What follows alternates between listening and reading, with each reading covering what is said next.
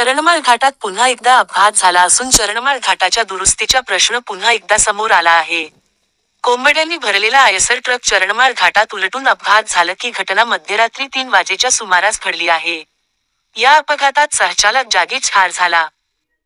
चरणमाळ घाटात 3 वाजेच्या सुमारास आयसर ट्रक कोंबड्या भरून सुरतकडे येत असताना अपघात झाला. या अपघातात सहचालक दाबल्या गेल्याने त्याचा जागीच मृत्यू झाला तर चालक हे किरकोळ जखमी झाले असून उपजिल्हा रुग्णालय येथे उपचार सुरू आहे. यावेळी जीवनधारा अँब्युलन्सची वेळीच मदत झाल्याने मृत्यू सहचालकाला शवविच्छेदनासाठी नवापूर येथे आणण्यात आले असून यावेळी पोलीस कर्मचारी कैलास तावडे, दिनेश पाटील, लाजरस गावित, बोरझर गावाचे पोलीस पाटील यांनी मदत केली. पहाटेची वेळ असल्याने त्यांना मदतीसाठी कोणीही पुढे आले नाही. अपघात होऊन अर्ध्या तासाने जखमींना मदत मिळाली.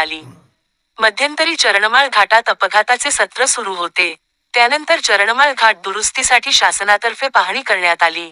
लोकप्रतिनिधी यांनीही घटनास्थळी पाहणी केली आणि चरणमाळ घाट दुरुस्तीचा प्रश्न समोर आला होता.